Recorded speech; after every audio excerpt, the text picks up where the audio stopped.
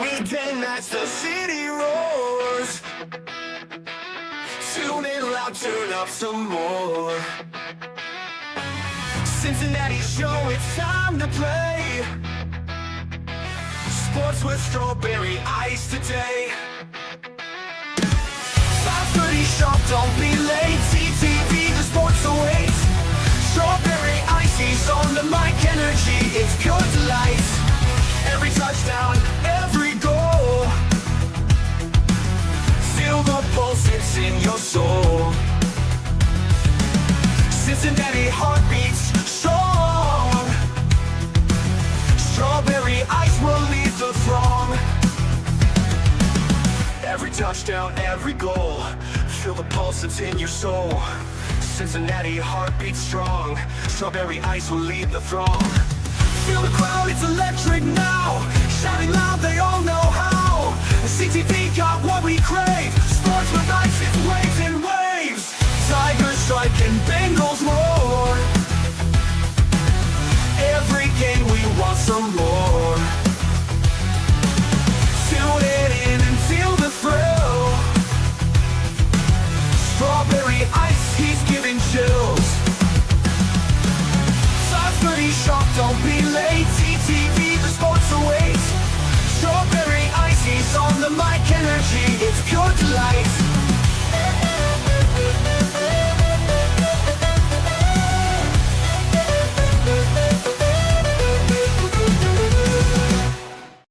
Hey guys, what's going on? Welcome to the show. This is Sports with Strawberry Ice. I'm your host, Iceman Jeff Trunapole, and as always, I bring you sports from a West Side point of view right here in the great city of Cincinnati, Ohio. And I'm coming to you live from the Ice Cave here in Cincinnati, Ohio.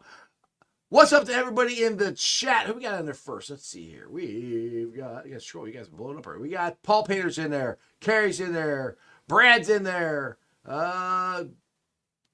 D now 5090 is in there.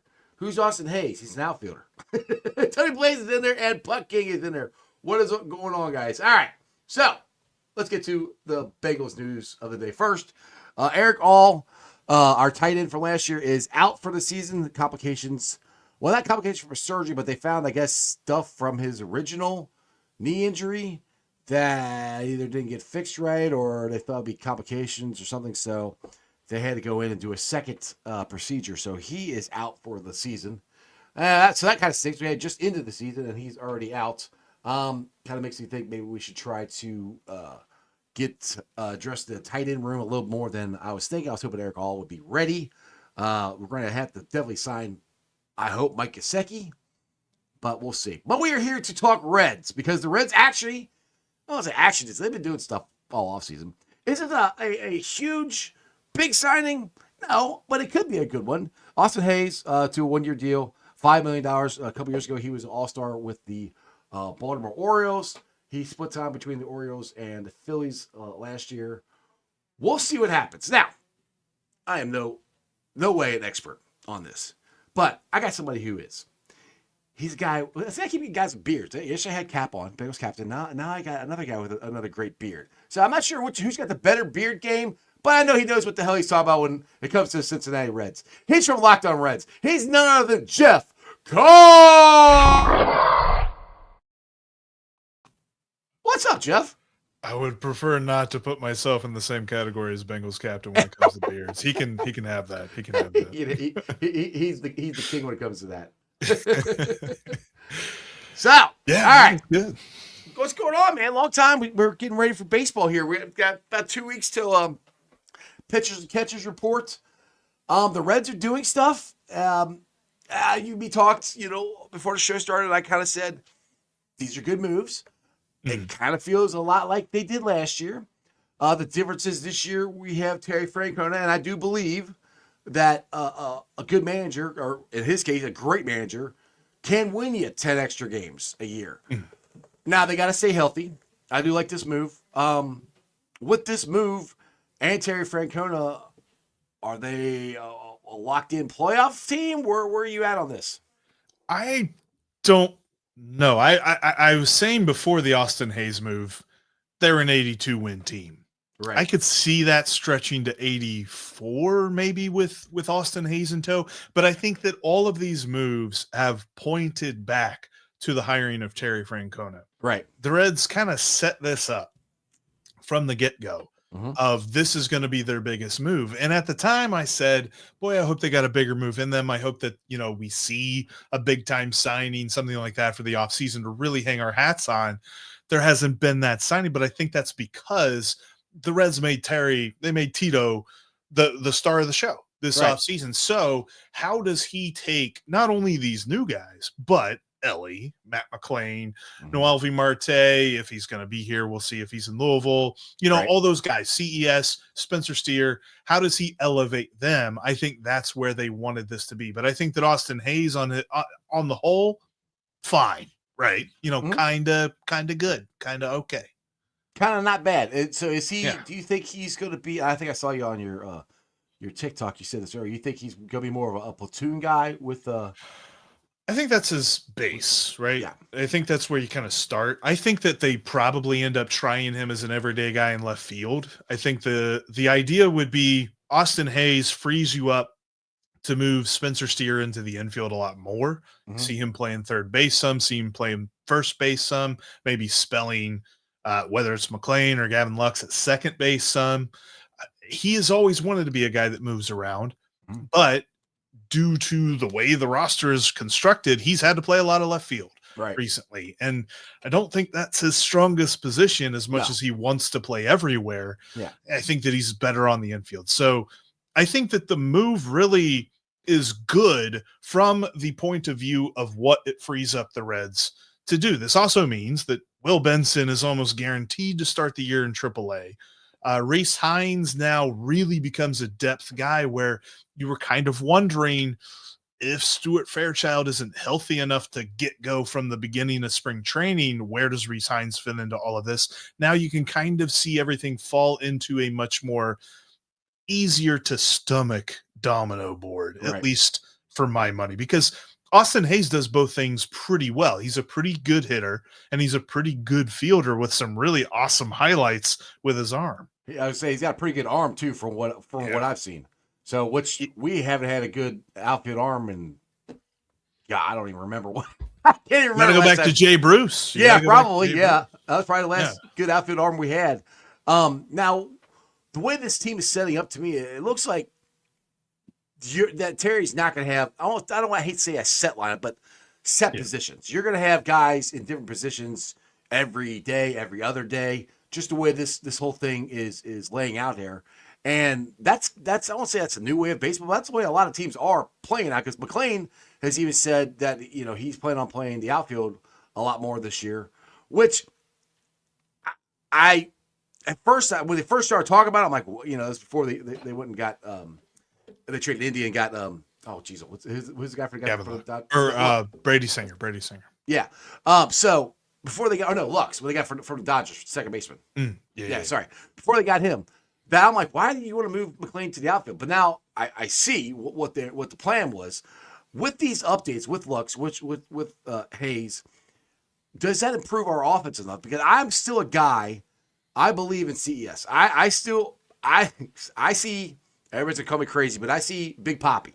That's where I see maybe not Hall of Fame, but that type of bat out of CES. And maybe Joe gives me crap all the time, but we can't have hope in this. I'm like, whatever. I hope it works out. I hope he can do it, because he hit a lot of home runs his first year with the Reds and minor league. So to me, he's the key power bat, I think.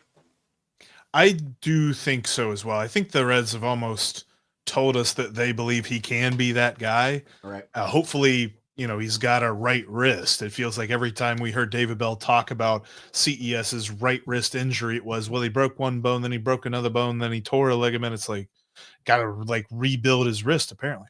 But there's not been a lot of reporting on him, but he was healthy in the Arizona Fall League. So hopefully whenever he gets a good year, we will see that he is 100% healthy as well. I think they're betting on him to be that number 4 hitter, because without that, like if you say, okay, CES isn't the number 4 hitter, there isn't a clear-cut guy. Right. like, I mean, you probably put Tyler Stevenson there, but he's more of like a 5'6" guy. Yeah. Mm-hmm. Matt McClain's definitely your number 3. Ellie is a good argument for number 3. There's not really that number 4 guy. So you're hoping it's him. Austin Hayes, I think, ticks up the talent of the lineup, but not enough that you now say, all right, we are one of the most feared lineups outside of the Dodgers in the National League. It's like, not quite there.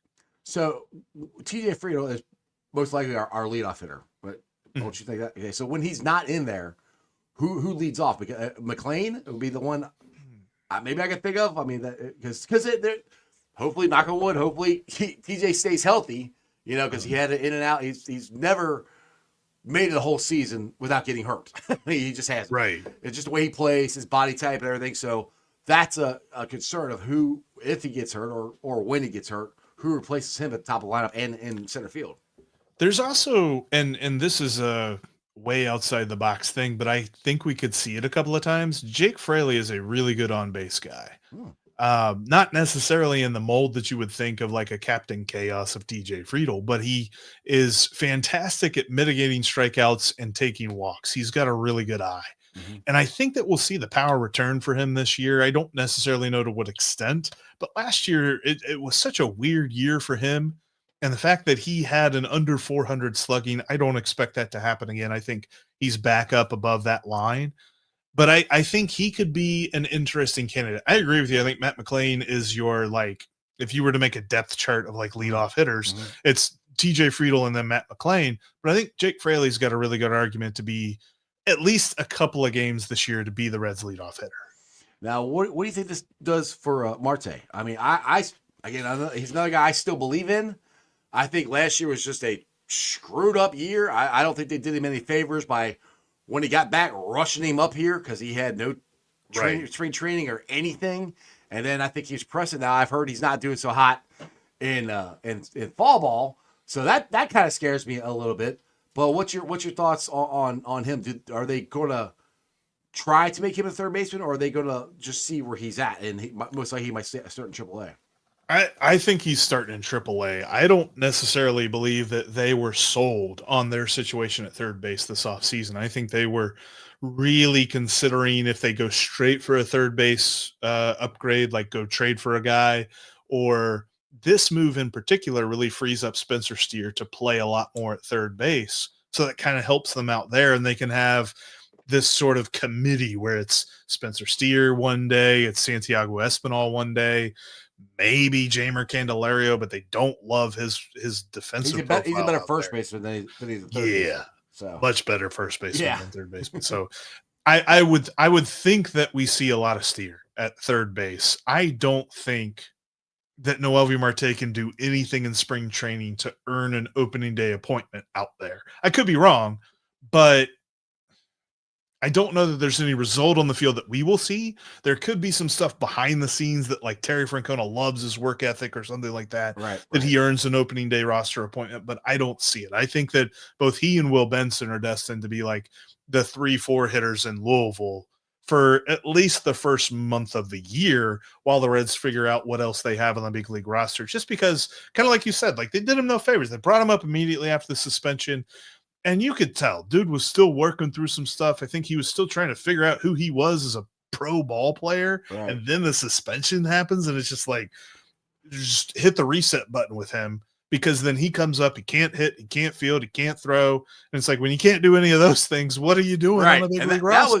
That was the more surprising part to me was the defense, because I thought he was an excellent defenseman, defensive third baseman. His rookie year, well, technically, last year I finished rookie month and a half. Whatever you want to call it. And I was really excited about him. I mean, I saw a ton. I thought he had a good eye. He could hit. He could field. You know, I'm like, oh, dude, we got a third baseman for a while. The suspension screwed everything up. I think it got into his head. And it might take him a little while, because once baseball is hard. Once you get your confidence broken a little bit, and his confidence might have gotten broken a little bit, it's hard to get it back, especially for a young guy. Well, and there's an interesting scenario, and I don't know if this plays out, but like, if you look at the Reds roster and you look at who's coming, especially with Edwin Arroyo and Sal Stewart and Cam Collier and guys like that, there's a really good argument to move Matt McClain to short and move Ellie De La Cruz to third. Mm-hmm. And if that happens, then Elvi Marte's got to find a new home. Right. So he has to prove very fast that he can be a major league ball player, because if he's not to that point, if he's not proving to them that he deserves a major league roster spot, and Ellie De La Cruz moves to third base is sewn up for the next 4 years. Like until Ellie leaves. yeah, you're not pushing him off third base. Like I hate to say that, but I'm kind of that's inevitable. I think, unfortunately. Yeah. But I mean, because then you see Gavin Lux at second, you see Matt McClain at short, and that lines your infield up a lot better. And then you got TJ Fried on center, see what you want out in left field, and then Hayes and Jake Fraley out and right. That kind of lines everybody up. Yeah. Which eventually, for me, guys need to know where they're going to play. And that's one of my issues with Dave Bell. He just wanted to move everybody everywhere, and like. Some guys can handle that, and some guys can't. But you can't do it to your whole freaking team, because especially shortstop, second base, double play combination. You got to be able to have a feel for the guy, know where he wants the ball when he's making a turn or coming across the bag for shortstop. And if you keep switching it every single day, you're not going to get any continuity. So for defensive purposes, I mean, honestly, right there to me, that's our best defensive team. I mean, the weak spot would be Steer. And you say you got Marte or CES at first base, and it'd probably be Marte. Marte is a better defensive first baseman CDS, but I think CES is a better defensive first baseman than he was given credit for in the minors. So I think that's your first base combination there, and one plays the other one DHs. But to me, sign me up for that, because one of our biggest problems last year was defense, along with staying healthy. Health, you can. It is what it is. You're either healthy or you're not. Defense, you can fix. To me, if that's your infield, that's a hell of a defensive infield right there. Depending on which statistic you look at, there were only one or two teams that were worse than the Reds at fielding. Right.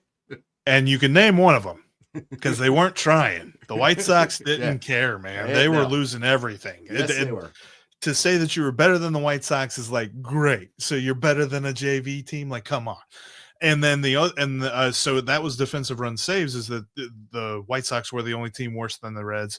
And then outs above average on Baseball Savant, the only two teams worse than the Reds were the White Sox and then the Oakland A's. And it's like, right, you can't even really count that. The fact that the Reds fancied themselves a playoff team and they were that low in team fielding, like it's just not, that's not going to play. And so that's why that was like the first thing that Terry Francona really addressed in his press conference. It wasn't, well, we should hit more homers, or, well, we struck out too much, or, well, on the base paths, we need to do this. The first thing that he said is, we got to catch the ball. Yeah.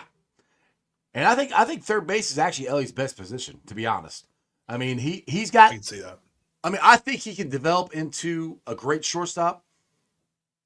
It's just, there are things where I think if you gave him time, I think if you gave him time, he could catch. Like, he could do whatever he wants. Yeah, but it's just like he tried to make too much of it. He can make the spectacular plays, but the easy ones, those are the ones that he messed up, I think, more than the spectacular ones. I mean, Ellie can play anywhere. But to me, if you put him at third base, I mean, you can always move McClain to third base and have Elliott short if you wanted to do that. But I personally think Elliott that's his best position. I mean, I'm one of those guys that wants to move Elliott to center field eventually, because I see him as Ken Griffey Jr. out there flying around. So that's. I wouldn't hate it either. But I do think you're onto something. Like, it looked like when you were watching him last year, the less time he had to think about a play, the better he did at that play. And you don't have much time to think at all at third base. You have no time to think at third base. That's why it's called a hot corner. That's why defensively. It's all reaction. Yeah. And Matt McClain has proven he's a very steady infielder wherever he is. I mean, now Ellie's got more range. I mean, Ellie's just a better athlete. So I mean, I think even McClain would say that. But if you got Elliott at third, McClain doesn't have to cover as much. So I mean, it's just all that lines up for me as that would be, because defense. I'm going to use a football analogy. Defense wins championships. We got to have good defense, and we got to have good pitching. And the Reds have stacked up some pitching this year. Yes, they have.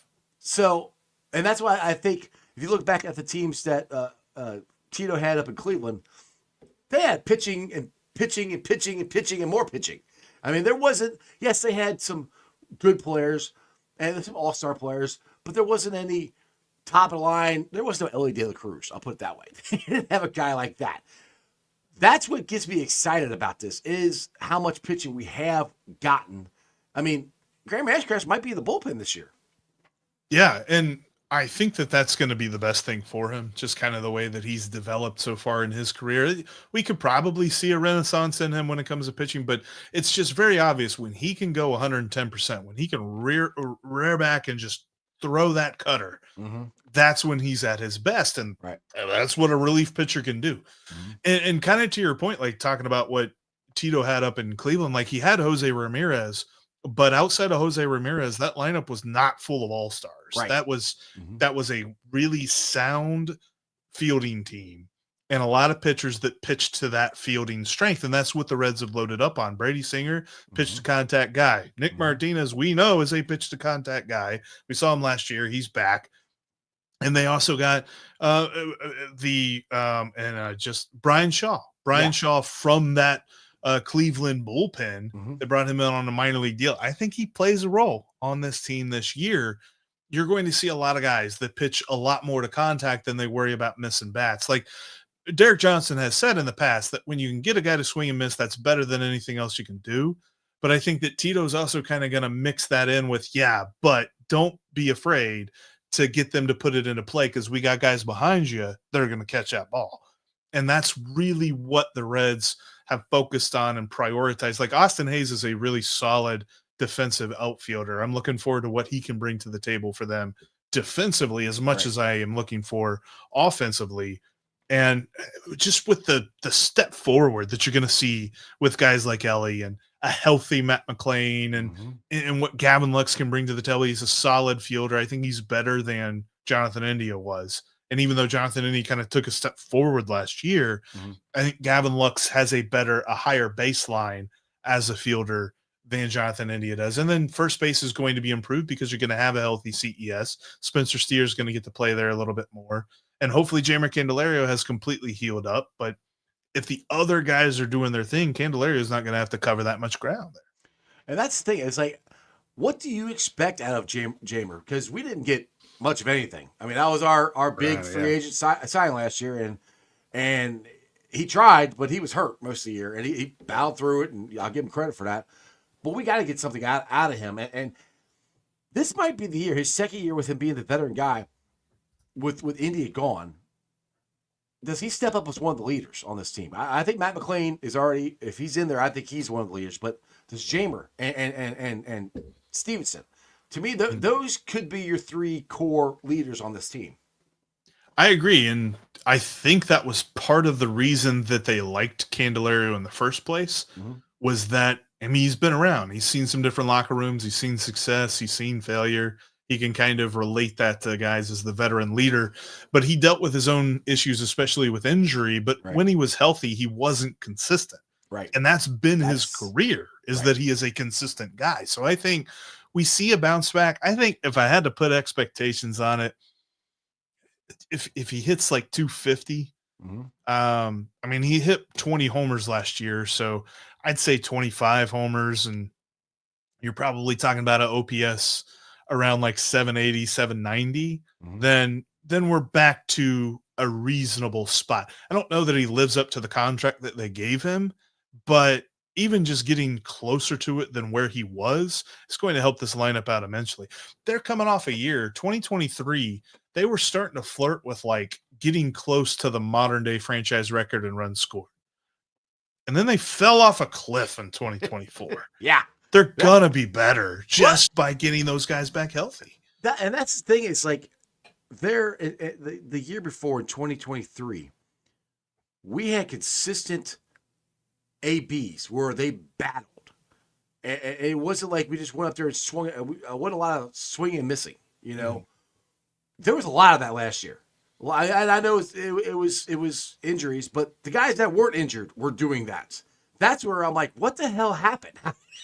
How did it go from we're we wouldn't give an inch to anybody. So we just go up there like, God, I love Will Benson, but I've never seen a drop off from one year to the next that big. I don't know when. I mean, I like literally last year, I'm like, I think he could be a 20, 25 homer guy, maybe a 30 stolen base guy. I think it should be a pretty big year. He could hit the broadside of a barn. I mean, he was back to what he was doing up in Cleveland, which is just head scratching. So how did I understand pitchers figure you out, but he did that all of 2023. They couldn't get him out. I mean, he would have little times where he'd have a little slump or whatever, but he was in a slump all year. That happened throughout that whole offense, I think, last year. I agree. It was systematic. And honestly, it was something that I looked at the other day, at least according to Baseball Reference. If you put Will Benson and Noelvi Marte together, their negative WAR is like the negative all-star. Because like the range of like 3 to 4 wins above replacement is like all-star level. Right. And they were negative that. Yeah. So it's like, bizarro all-star guy. You put those two together.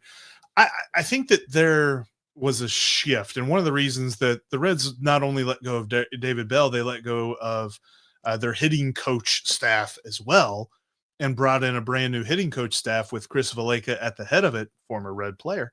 Right. Chris Valleca, when he was the Cleveland hitting coach up there, his first year, they were number 1 in the American League. They had the least strikeouts.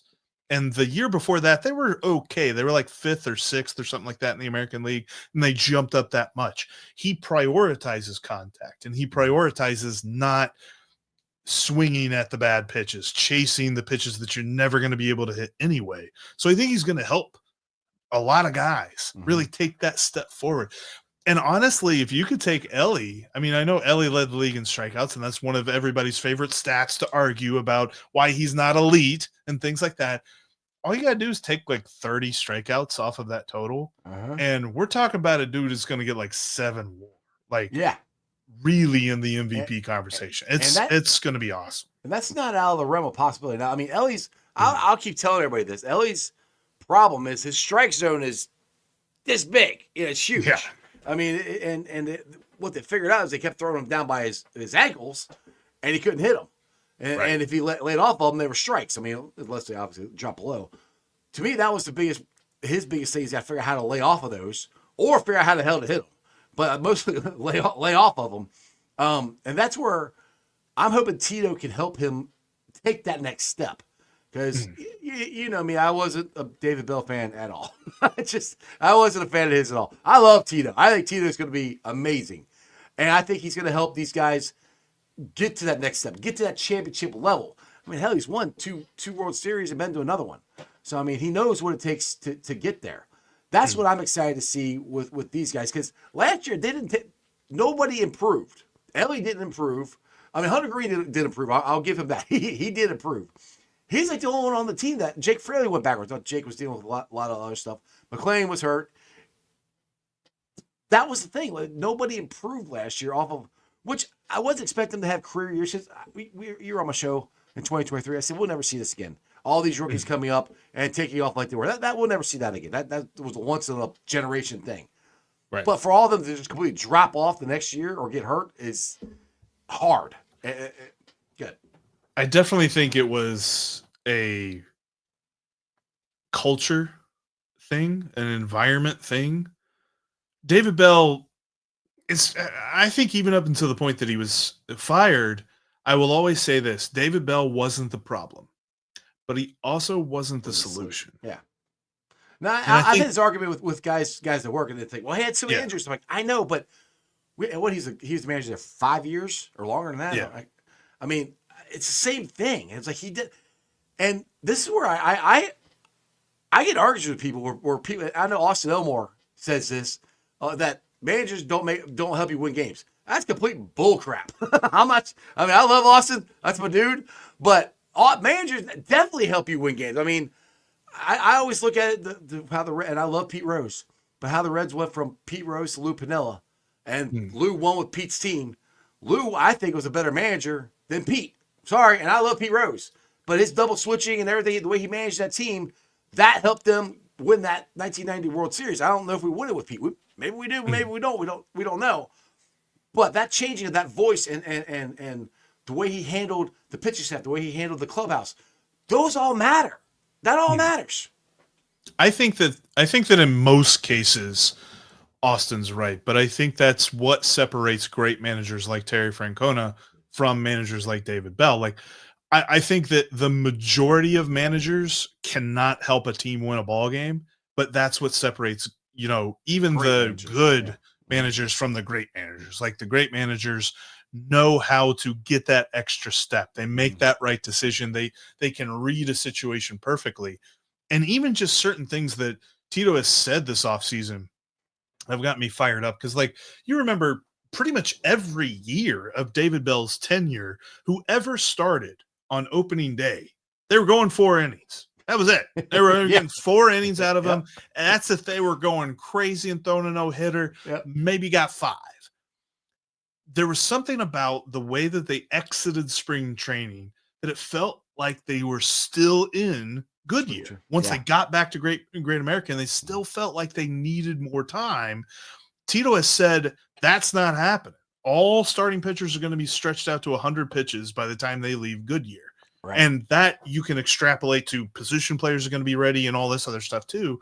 So I am expecting this team to not start out flat. They started out flat every year that David Bell was manager, whether it was a good year or a bad year, they started out flat. I think that we will see a much more keyed up team, a much more ready team on opening day and from there on. And I don't think we will start in the hole that we have been. And it, I know it's a theme with the Bengals as well, because I love watching the Bengals too. I think Cincinnati sports as a whole is realizing you can't start out from behind. Yes, you got to get up to good starts. I mean, and to your point, this is where I would get frustrated with David Bell, because he'd only let him go so far. He burned the bullpen out. We're in the middle of May. Because that was the one thing I'll never forget. His first week as the Reds manager, I'm like, dude, you're managing every game like it's Game 7 of the World Series. Like, these guys can't throw every freaking day. I'm like, not to make the whole season. And this whole thing where pitchers can only go like the third time through, it's they can't get them out. That's bullcrap. You can. It's happened for 100 years. I do agree it's harder, but that's why it's called a pitcher. You have to be a thinking man's pitcher. Get them off. Get them out of what they're expecting you to do. Now, with that being said, pitching. I'm hoping that Nick Lodolo is that number 2 guy. And I've had this conversation with Joe Farsi on here, where he's not sold on Lodolo because of his injuries and all that stuff, which, again, he goes back to you're hoping that he stays healthy. Well, yes, that's what we all hope, because he hasn't been healthy. But we know the potential. Is he still? I mean, is the book still out? I think he could be a number 2, number 1 if he stays healthy this year. So there's something, and it was kind of cool, because I know that Steve got the chance to talk with Chris Welsh, and the old lefty said that the difference in Lodolo's blister, because I was worried, right? I mean, you heard about a blister, and then you heard about the aftermath of the blister, and then you heard about, well, now he's got to re-grip because he's afraid of getting another blister, and you're like, sounds like this blister is changing his life. What happened? What happened? They said that normally what happens is you get a blister kind of up underneath your fingernail. Yeah. Like for breaking ball pitchers, but he got it on the pad of his pointer finger.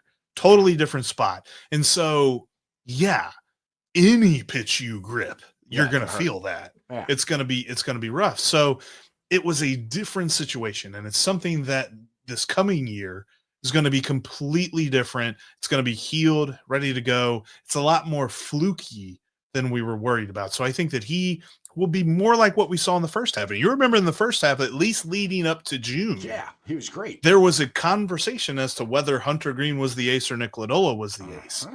And we get that back on top of the fact of a healthy Andrew Abbott, Nick Martinez, Brady Singer in this rotation. And we're cooking with gas. And whoever the 5th starter is going to be gravy at that point. And there's so many candidates to pick from with the moves that the Reds have made. Yeah, and hopefully we don't have the opener anymore. We relied. Now, I mean, I know injuries happen and you never know, but we scheduled days for openers last year. Yeah. I am not, because I get it if you're injured and that you don't really have a better option. But Jeff, to me, that just burns you're literally burning your bullpen out in one day. And then what if your starter the next day gets shelled and only goes 2 or 3 innings? Then, hey guys, I know you pitched yesterday, warm it back up, let's go. Get him back up. Let's go. Like, yeah. That's not a good plan. I don't like that. And they had that point where there was no one from the opening day starting rotation healthy last year. Right. I don't know that we run into that kind of bad luck this year, but even if we do, they've got some depth. I mean, as long as those guys stay healthy too. But like, think about the guys that probably are not making the opening day rotation, but we should see at some point this year. You got Brett Lauder, who he could work his way into that number 5 spot. Maybe. But I mean, most likely he is the ace down in Louisville.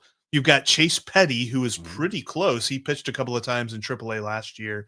I think with a really strong April, starts to put his name into the major league hat. Chase Burns, they say, all reports are he is on the same trajectory that Brett Lauder was. So we could see him at some point this year. And you're still talking about Connor Phillips, who had to reinvent himself, kind of lost the strike zone for a bit last year. It was a really weird situation. He wasn't hurt. He was healthy, but he couldn't hit the strike zone to save his life. That game the year before, his last start, I think screwed him up. That he has recovered from that. A little bit of Joseph Osai moment there, right? Like kind of like sapped his confidence. Yeah, out. the season's on the line. You're a rookie. Hey, good luck. And something bad happens. Like, how do you get over that? Couldn't get out. I don't think he got out of the first inning, did he? What was it? If I'm remembering. No, it was 1 out. Did he even get 1 out? Yeah, I think he got 1 out. 1 out. But, That was it. Yeah, it was bad. That was so bad. But I think that you've got so many different options, and it's not even counting like Carson Spires and stuff like that. The Reds have so much more depth at starting pitcher than they did last year. They are not 5 deep. I think they're like 7 or 8 deep. You can make the argument, and as the year goes along, that might be 9 or 10. That's the thing is, what wins baseball games? This has not changed for 100 years. Pitching and defense. Yep. Pitching and defense. If you can keep them from hitting the ball, and you can catch the ball, you're going to score enough to win. You will. I mean, that's the. I mean, I hate to say it, and I hated them, but look at the Atlanta Braves in the '90s. What they win with pitching and defense. I mean, they had Chipper Jones. Yeah, they had Trevor Griffin. Chipper Jones didn't come till later. They went to two other World Series before Chipper Jones even got there. So I mean, you have pitching, you have defense. That travels. Now, I think it's more reliable. Yeah, it's more reliable to try to win a game 2-1 than it is to win it 5-4. Yes, even in GABP. But yes, Kerry, I do remember Sparky Anderson. I was born in 1975, so yes, I do remember him. Trust me, I know all about the old spark plug. So yeah, so I'm talking to you is getting me a little more excited about this season because like I told you before we started, it's like the moves remind me of last year. We're 2 weeks out from the season starting. We got the same formula I think that the Milwaukee Brewers have used. Because they seem to keep losing player after player after player. But you know what they keep replenishing it with? Pitching. That's how they keep winning these divisions. Now, with that being said, we haven't played very good against them. Right. That's our Achilles heel in this division. We beat the shit out of the Cubs last year and the year before that. Brewers, we had a losing record against them. Is that a mental hurdle you think the Reds have, or is it one of those things they just got a number, or it's just the way it's worked out? I do think it was a mental hurdle under David Bell. I don't think it will be under Tito. I don't know, man. Like, there's something about this, and I mentioned this on an episode we got coming up later this evening, that I kind of feel like this offseason, if you just look at the roster moves are fine. It's like a B-. If you're gauging on the talent that they added to the roster, it's like a B- worth on a offseason. So like, that's okay. It's not. Oh my God, that's awesome. That's good. Yeah, but they added the manager that can get them to that 99th percentile. They added the manager that you can take seriously, and because of that, There are so many people. I mean, we've seen it. You saw, Buster Olney was singing their praises. MLB.com's talking about them. Hot Stove, all this other stuff. All the people are talking about the Reds as being the most improved team outside of the Dodgers. And it's all because of Terry Francona. And I think because of that, it is going to be so exciting to watch this team because that's what the Brewers have kind of done. Like, I get it. They lose Craig Counsell to the Cubs, but Pat Murphy knows how to be a manager of a ball club too. We saw that this last year. Can your management staff get your players, whoever they are, to their 99th percentile outcome? Because if you could do that, your roster, they're all professionals at some point, right? Like, you don't get there by accident to the major leagues. Something got you there. And Tito's going to figure out what it is that unlocked that, and he's going to take it even further. And I believe wholeheartedly that David Bell did not have that ability, and Tito has that ability in spades. Oh, absolutely. That's one of the first things he said in the press conference. And I loved it. Is I got to figure out, I don't exactly remember how he said it, but I got to figure out what buttons to push on these guys. That's, and to me, that is probably the most important part of being a coach, a manager. You got to figure out what makes these guys tick, what gets them to perform at their highest level, because that's your job. If they don't perform at their highest level and you can't get it out of them, then you're not going to be there very long. And Tito's done that in Boston, in Cleveland, over and over and over again. I mean, he's knows how to do that, and that's, like I said, it was one of the first. And I love it that he's reached out to everybody. He went down to the Dominican Republic and met with all those guys down there because he knows I can't win unless I get these guys all on board with me. And it's not something that you want to show up at spring training like, hey, how you doing? I'm Terry Francona. Nice to meet you. Go out and meet these guys. Go out and talk to them. Find out. And he kind of said this, too, in one of the podcasts I heard. You got to figure out, you got to get to know the guys. Yeah. And there's a way to really get to know them off the field.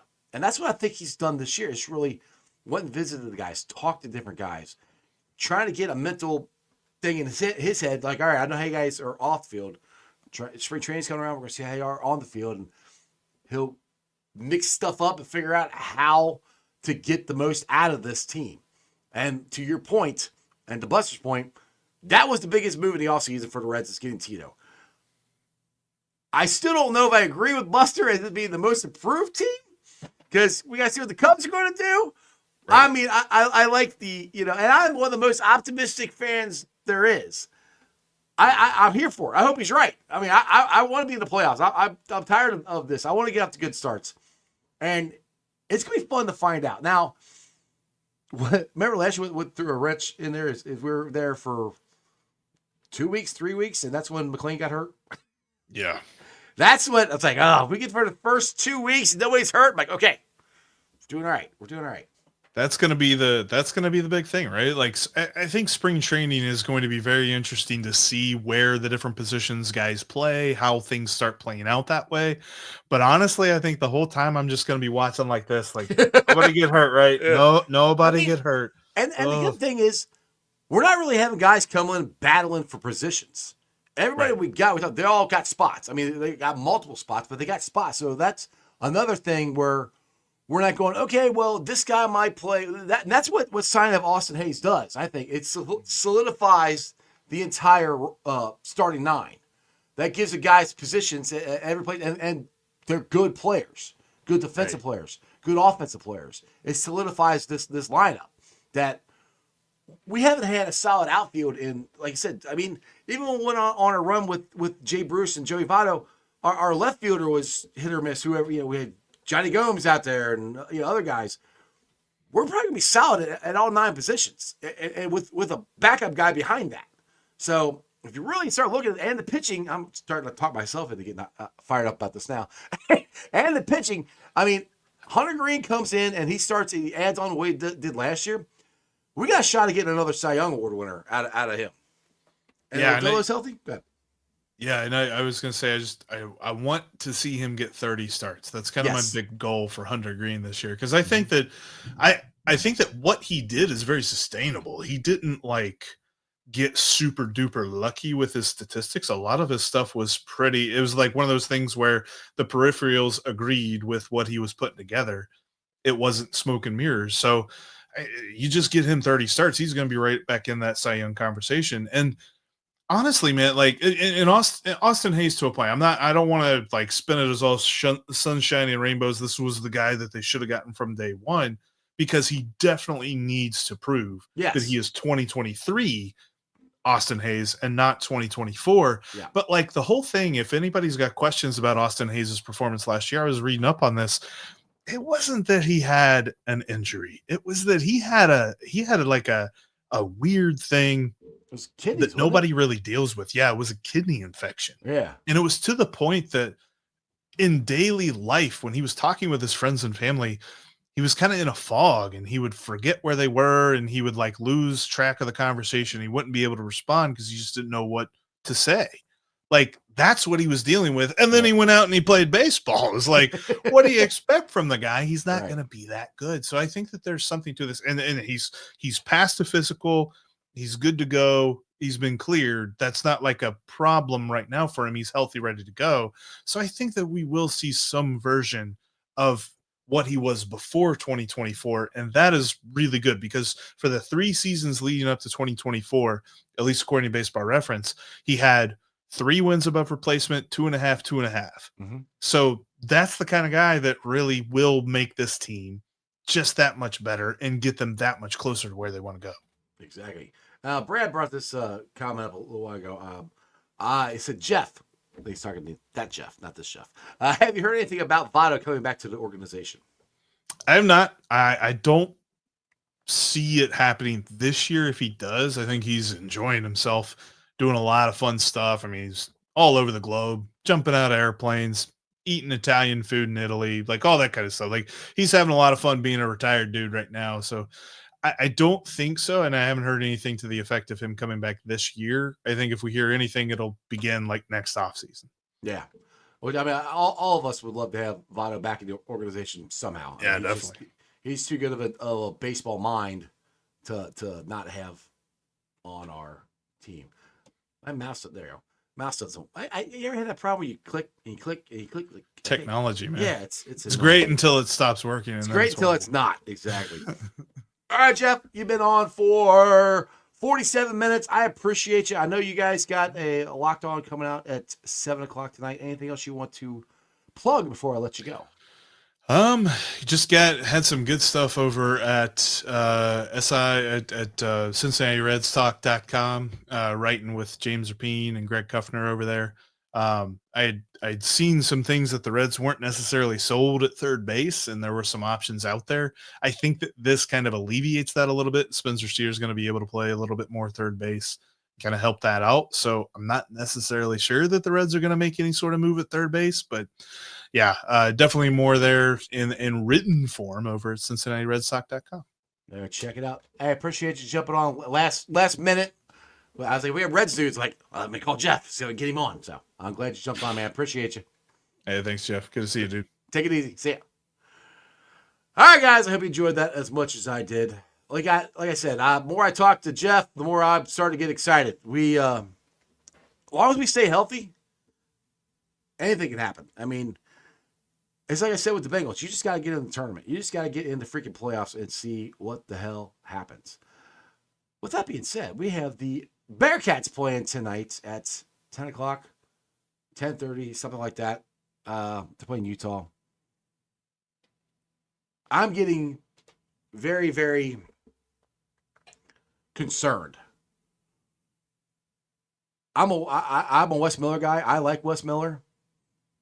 He's a hell of a recruiter. I like what he's done for the culture at the University of Cincinnati. I like what he's done for the former Bearcats, bringing them back into the fold, letting them sit behind the bench and come to the practices and all that stuff. But the way this team is playing right now, it's very, very scary. Because there's not one consistent thing that this team can hang their hat on. Usually, we can always hang our hat on defense and rebounding. Our defense hasn't been that consistent this year. Our rebounding hasn't been that consistent this year. And it's not talent. These guys are talented. I think this team is more talented than most teams that McCronin had. But the teams that McCronin had played defense and rebound. They might not be able to score very good, but they would defend their ass off and make it hard as hell. They were a tough, tough team. They make it hard as hell for you to score against them. I'm not seeing that on this team. I'm not saying they're giving up, but it seems like the whole comment where Wes said, I can't wait for the lid to come off the basket. I can't either. That'd be awesome. But to me, that's not a way to coach a basketball team. You got to make the lid come off the basket. And then with the way they're having struggles on offense, to me, they're letting it affect their defense now. And you can't have that. You got to be good at something, especially in D1 playing in Big 12. I mean, I went from, like, seriously, I went from expecting this team to be a Sweet 16, maybe Elite 8 team. So I don't even think we're going to make the tournament now. I mean, it is scary of how, and a month, we're in the last week of January, a month. It went, and hopefully they turn it around, but they got to win almost the rest of the games. I think Brad or somebody said in the comments here, they got like a 4% chance to make a tournament right now. 4. That's not good. I mean, you can go and you can win the Big 12 tournament, but which would be awesome, but they're not playing anywhere close to that. And I just don't see West making adjustments. It's the same thing I'll say of Lou and Irmo. He didn't make adjustments quick enough on this defense. West is not making adjustments on this team in general, and the worst part is they're going backwards. We're having a hard time scoring, and now we're not defending the ball like we were, and we're not rebounding. So it's just scary. And the thing is, he's a hell of a recruiter. He has got a great class coming in next year. He's got McDonald's All-Americans. He's got guys who could be one and dones. He's got a great draft class coming in. But what does that mean if he can't get the talent out of the players? And these are talented players. And I was willing to let it go. I'm like, all right, last year was last year. First year in the Big 12. These guys didn't know what it was like. Blah blah blah. We're doing the same thing. We're doing the exact same thing we did last year. We have no inside game. Our defense is at times crumbling. It looks like we don't know how to start it off. If we don't start the offense with a ball screen, we don't know how to start the offense. And we drive to the lane and throw the ball for a lob. And I love it that we're trying to dunk on everybody. That's great. But they know you're doing it. It's just like, me and Cap were talking about yesterday on the show, in the AFC Championship game. Josh Allen kept trying to do the tush push and kept going to the left side. Well, guess what? The Chiefs knew you were going to go to the left side. The one time you went over the top, you made it. Go a different way. West, what you're doing is not working. Like, you got to have there's got to be some kind of adjustments in there, because if you don't have any kind of inside game, you have to be a 50%, at least a 50% outside shooting team, and we're not. It better be like a 70% outside shooting team, as much as we throw these three-pointers up and these outside shots. I mean, we're starting to take mid-range shots, and it's like our offense starts clicking, and then our defense goes away. That's the thing. It's like there's nothing. The most consistent thing about this team is inconsistent. You can't have that. You got to have something that you hang your hat on. And we don't on this team. We don't have an identity. Can anybody tell me what the identity of this Bearcat basketball team is? For years,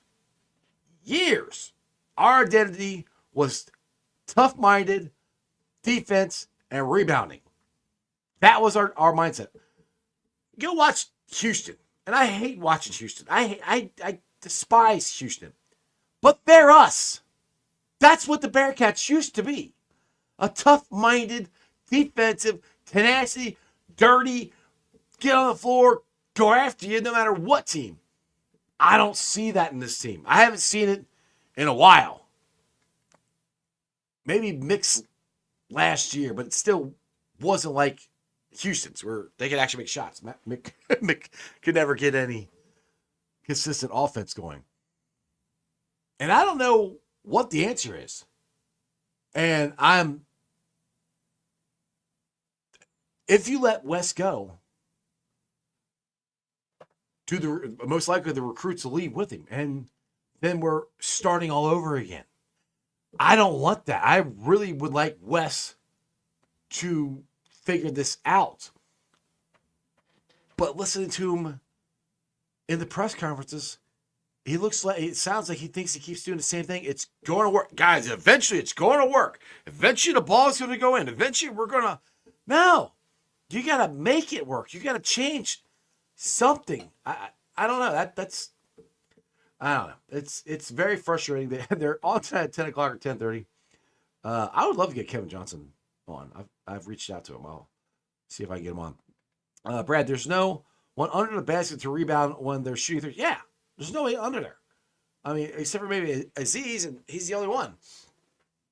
Even when and the thing is, guys, what's even worse is when they drive to the basket, it's almost like they're like, oh, crap, I have a wide open layup. What do I do? And they bang it off the backboard. It's like they're stunned because it's like they don't do that. They don't drive to the basket. They're not used to doing a layup. That's what it looks like. I mean, I don't know how you become a Division I basketball player and you're not used to that, but that's what it seems like. They miss so many easy shots. Well, I mean, I won't say so many because they don't get a lot of easy shots, but when they do get the easy shots, they're shocked they got them and they miss them.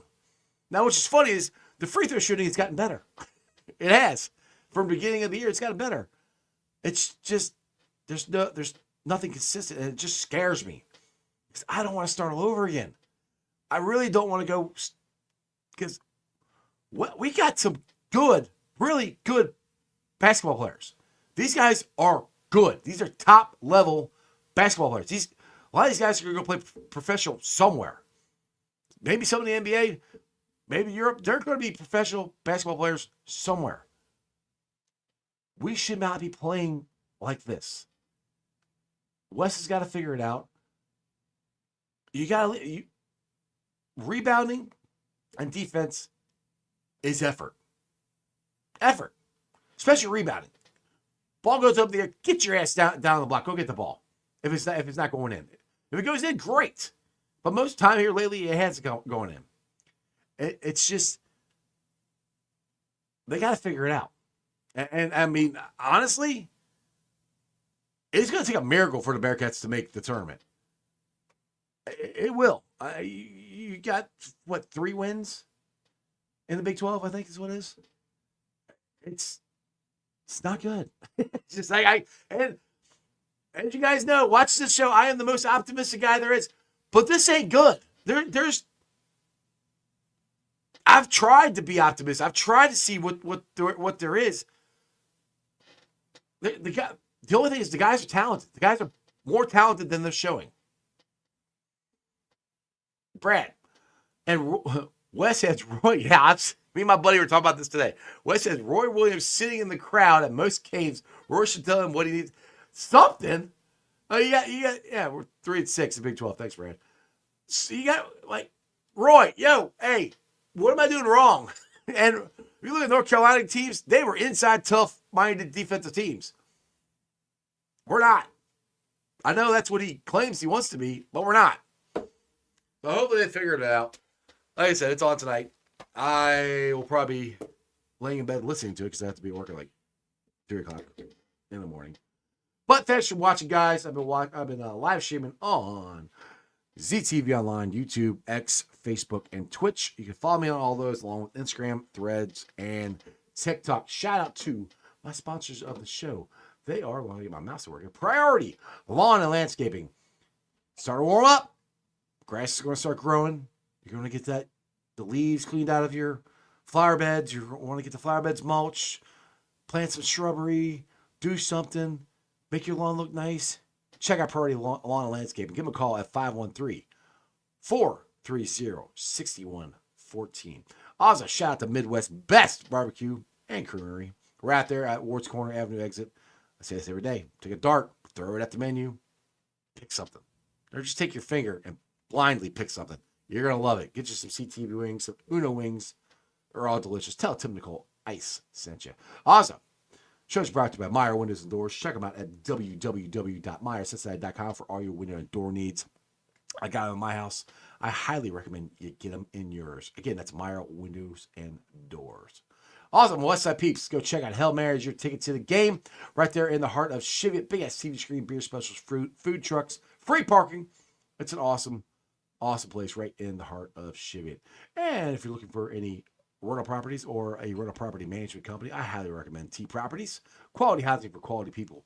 Check out the website at www.tpropertiesllc.com for all your rental property management needs and your rental needs. Well, guys, that'll do it for me today. Tomorrow, I have a very special guest. Where's the book at? Right here. Al! I'm not going to try to say his last name because I will mess it up. But he was on the show last year. He wrote this book last year. He's got a new one coming out. This was Baseball Confidential about mound visits and stuff. It's a very good read. I highly recommend you check this out. His new book. Let me look it up here real quick before I get out of here. And let's see here. His new book is, hold on. I got too many emails here. It's A Level Playing Field. So check it out. I'm not sure when it's coming out, but we'll find out tomorrow. Level Playing Field is another cool baseball book. So make sure you guys check the show out tomorrow. I got John Sheeran on Thursday and the draft countdown guys on Friday. Great shows showing up, come up this week. Make sure you hit the thumbs up, hit the subscription button. Give me the stickers, super chats, all that cool stuff you can. I greatly appreciate it. And other than that, that's just sports, baby. See ya! Weekend nights, the city roars. Tune in loud, turn up some more. Cincinnati show, it's time to play. Sports with strawberry ice today. 5:30 sharp, don't be late. CTV, the sports awaits. Strawberry ices on the mic, energy, it's good delight. Every touchdown, every goal. Feel the pulse, it's in your soul. Cincinnati heartbeats strong. Strawberry ice will lead the throng. Every touchdown, every goal. Feel the pulse, it's in your soul. Cincinnati heartbeats strong. Strawberry ice will lead the throng. Feel the crowd, it's electric now. Shouting loud, they all know how. CTV got what we crave. Sports with ice, it's waves and waves. Tigers strike and Bengals roar. Every game we want some more. Tune it in and feel the thrill. Strawberry ice, he's giving chills. 5:30 sharp, don't be late. CTV, the sports awaits. Strawberry ice, he's on the mic, energy, it's good delight.